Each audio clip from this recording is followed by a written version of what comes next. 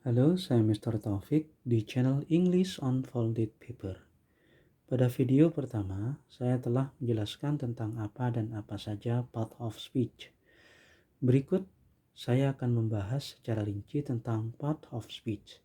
Pada video kali ini, saya akan membahas noun, kemudian jenis-jenis noun, noun phrase, noun clause, dan gerund.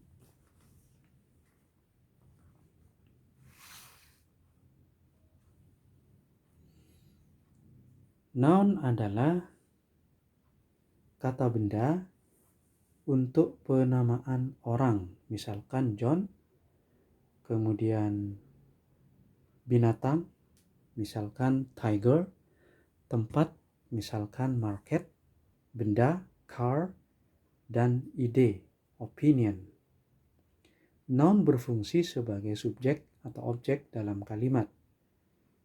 Misalnya, Benny is a student atau they study English. Benny dan English adalah noun yang berfungsi sebagai subjek dan objek.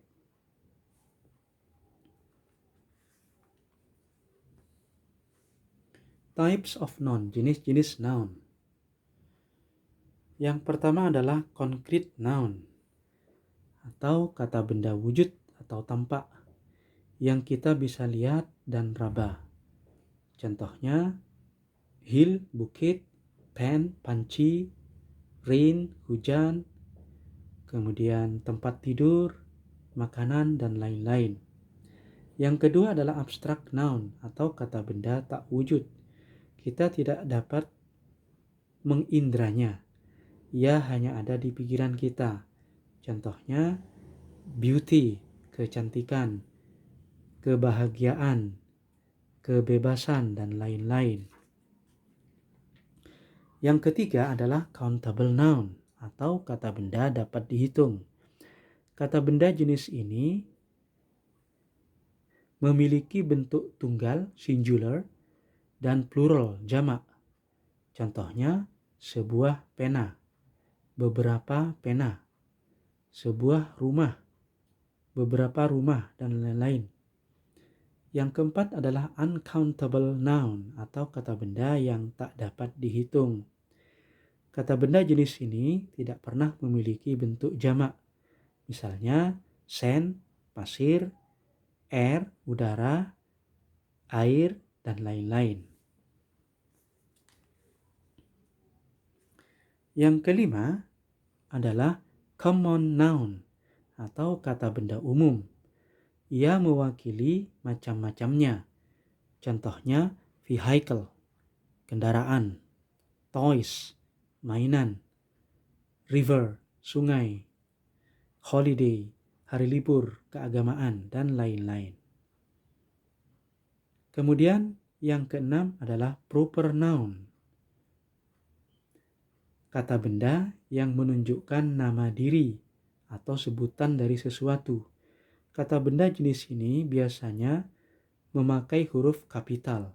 Misalkan nama orang Tom, nama kota Jakarta, kemudian nama monumen Monas, nama sungai Kapuas, dan lain-lain. Yang ketujuh adalah collective noun. Kata benda kolektif adalah kata benda yang mengacu pada sekelompok orang, benda, binatang sebagai satu kesatuan.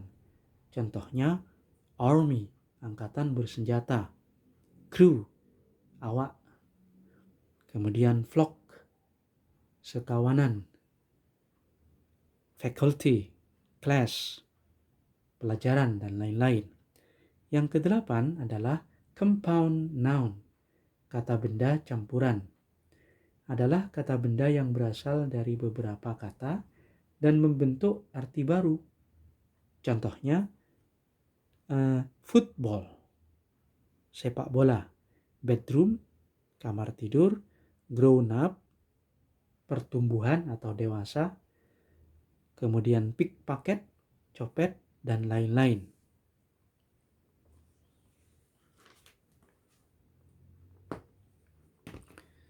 Berikutnya adalah noun phrase. Noun phrase adalah kata atau beberapa kata yang melekat pada kata benda yang berfungsi menjelaskan kata benda tersebut agar lebih spesifik. Contohnya, the child, those chair, two cats, luxurious car, refreshing drink, dan lain-lain. Kemudian berikutnya adalah noun clause. Noun clause adalah klausa kata benda, yaitu anak kalimat yang berfungsi sebagai noun, antara lain sebagai pernyataan. Misalnya, that I teach English is a fact. Nah, that I teach English itu adalah noun clause. Kemudian is adalah verbnya, lalu setelah itu a fact nounnya. Kemudian yang berikutnya adalah pertanyaan terbuka. Jadi noun clause yaitu subclause yang berfungsi sebagai noun, dalam hal ini sebagai pertanyaan terbuka. Misalnya, I want to know what love is.